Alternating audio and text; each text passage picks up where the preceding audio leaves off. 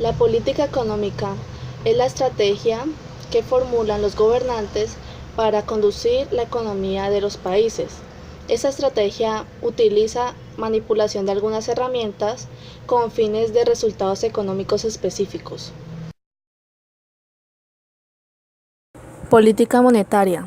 Se refiere al conjunto de medidas que toma la autoridad monetaria de cada país con el objetivo de lograr la estabilidad de los precios a través de las variaciones en la cantidad del dinero en circulación. Política fiscal es el conjunto de medidas e instrumentos que utiliza el Estado para recaudar los ingresos necesarios para la realización de las funciones del sector público. Su función no es otro que aumentar o disminuir la actividad económica, principalmente mediante la recaudación de impuestos y la aplicación del gasto público. Por lo tanto, las dos variables claves de la política fiscal, que pueden ser tanto expansiva como restrictiva, son los ingresos públicos y los gastos públicos. Política exterior. Se refiere a la intervención que realizan los gobiernos para regular las transacciones con otros países. Algunos ejemplos de política económica son la fijación del tipo de cambio de la moneda respecto a las monedas de otros países, el fomento de las exportaciones o las limitaciones a las importaciones. Los países que pertenecen a la Unión Europea han sido reducidas sus competencias en esta materia, ya que la mayoría de las decisiones sobre política exterior son adoptadas por Bruselas. Política de rentas. Su función es lograr la estabilidad de los precios controlando la inflación. De esta manera, se trata de evitar que los precios se disparen. En ese sentido, los estados también pueden regular los salarios de los funcionarios y de las empresas privadas si consideran que así pueden mantener estables los precios del conjunto de la economía. En Colombia, las autoridades encargadas de determinar la política económica son el Banco de la República, a través de una junta directiva, y el Consejo Nacional de Política Económica y Social, los cuales toman determinaciones relacionadas con política monetaria, fiscal y cambiaria, así como el Departamento Nacional de Planeación, el cual desarrolla políticas económicas hacia el futuro según el proyecto de país que se busque a través de los planes de desarrollo. Las medidas que unos y otros ponen en marcha pueden y suelen hacerse a partir de diferentes enfoques de análisis político-económico. Las recomendaciones que unos y otros autores hacen a partir de dichos enfoques, sin entrar en otras consideraciones, suelen diferir incluso cuando abordan los mismos fenómenos. En asuntos económico humanos, los intereses también importan, y es raro que no haya siempre conflicto de intereses entre los participantes directos e indirectos.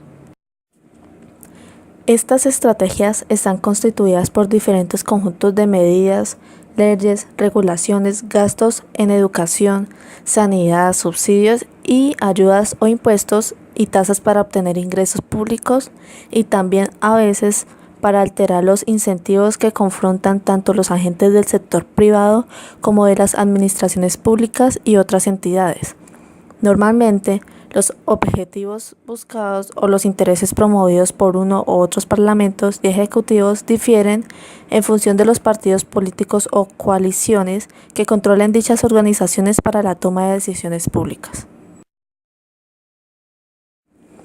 La diversidad de herramientas, instrumentos o tipos de medidas utilizadas por los gobiernos de los países desarrollados con sistema político democrático es amplia, pero 4 grandes tipos de intervención suelen mencionarse como los principales políticos instrumentales: las actuaciones de política fiscales o presupuestarias, las actuaciones de monetaría, las actuaciones de política exterior y política cambiaria, y las actuaciones de política comercial. Pero también es posible, y de hecho ocurre, que uno u otros gobiernos de ámbito central o subcentral adopten medidas de tipo industrial, agrario, turístico u otras horizontales que afecten a varios sectores.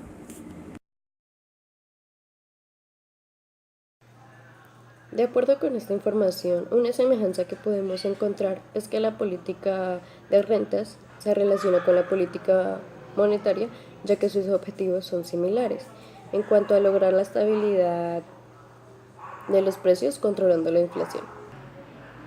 En este sentido, los estados también pueden controlar los salarios de los funcionarios y de las empresas privadas si se considera que de esta manera se pueden mantener estables los precios de la economía.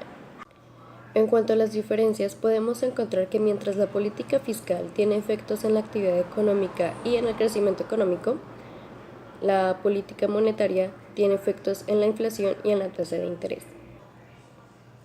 Otra diferencia que podemos encontrar es que mientras la política monetaria se da a través de decisiones sobre la emisión del dinero, la política fiscal se da a través de determinaciones en los gastos públicos e impuestos. Las políticas económicas son las herramientas de intervención del Estado para alcanzar unos objetivos económicos, las cuales son el crecimiento económico, el pleno empleo y la estabilidad de los precios. De esta forma, el gobierno acude a variables como el PBI, el IPC, la tasa de empleo o de paro para generar esa estabilidad económica. Finalmente, lograr el crecimiento económico permite al Estado intervenir en la economía para incrementar la producción de bienes y servicios que se sostengan en el tiempo y mejoren el bienestar de los colombianos. Asimismo, conseguir la estabilidad de los precios, pues el Estado puede intervenir en la inflación, es decir, la regulación de los precios de los bienes y servicios, para que ésta no incremente desproporcionalmente y no afecte el bolsillo de los colombianos a la hora de consumir para satisfacer sus necesidades básicas. Y además de esto, favorecer el empleo para el incremento de la producción de bienes y servicios que a largo plazo generen el crecimiento económico y la posibilidad de ser competentes en el mercado internacional.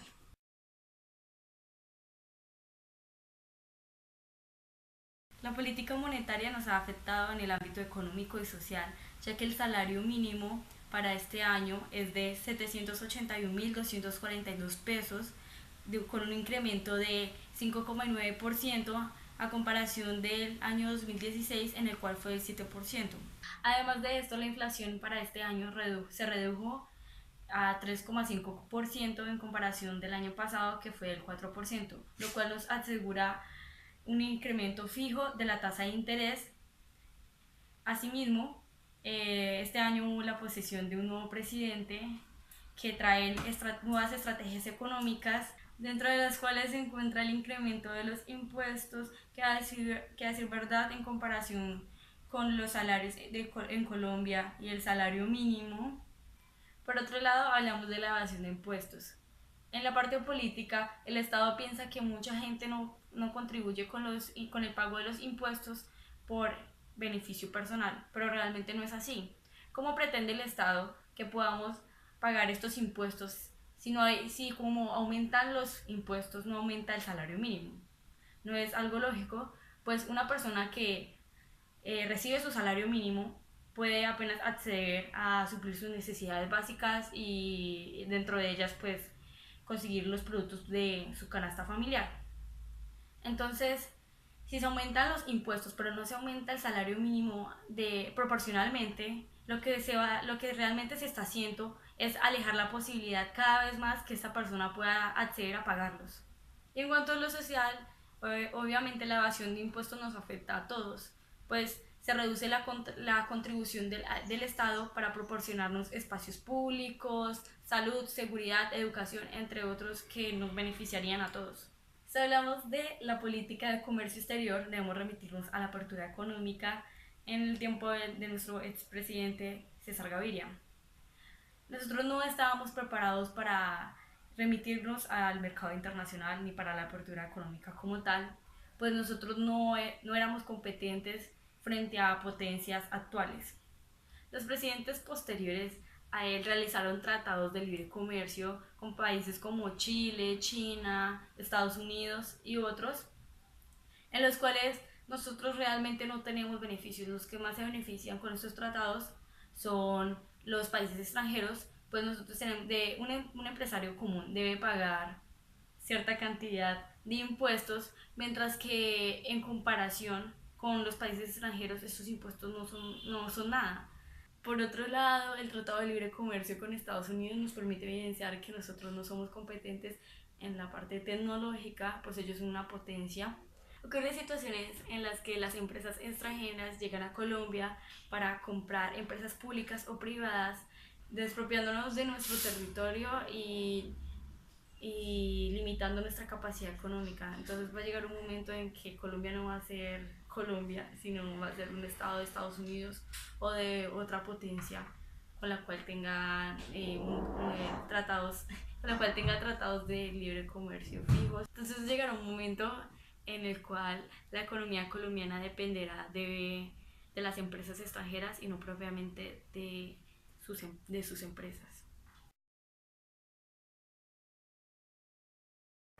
Taller número 3, pregunta 5. ¿Qué acciones propondrías para que los elementos que intervienen en el mercado alcancen un relativo equilibrio en nuestro país? Nosotros proponemos 3 acciones. La primera de ellas es tener más participación de los sectores económicos distintos al primer sector. Colombia siempre se ha destacado por mantener una economía estable en el primer sector, que es lo que abarca la agricultura, la ganadería y la minería. Pero estos recursos son limitados, es decir, puede llegar un tiempo en el que desaparezcan o dejen de ser tan masivos como lo han sido en estos tiempos. Esto implica para Colombia una gran pérdida si llegase a ocurrir dicho suceso. Así que como propuesta sería que Colombia en su economía se basara en otro sector, ya sea el secundario de las fábricas o el terciario de servicios, para que así podamos tener una equidad económica y a largo plazo una sostenibilidad económica mucho mejor. Otra propuesta es equilibrar el precio de producción con precio de venta, es decir, los productos colombianos que se tengan en el mercado tengan una equidad tanto para el productor como para el consumidor al momento de elaborar un producto y tener en cuenta los gastos que éste requiere. Así no sea ni muy caro para el público, pero que tampoco llegue a perjudicar las empresas que crean dicho producto. Y la tercera y última acción es ratificar la importancia de consumir, preferiblemente, los productos nacionales.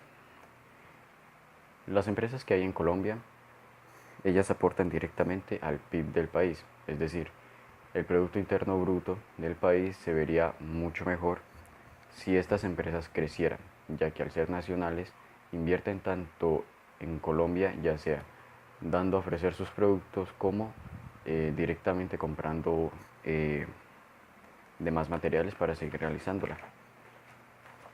Segunda pregunta. ¿Cómo diseñar una política económica que se ajuste a las necesidades de nuestro país? Primeramente debemos analizar el panorama de Colombia, identificar las fortalezas y las debilidades y con las debilidades proponer alternativas y soluciones para mejorarlas, sin que éstas lleguen a afectar de algún modo las fortalezas.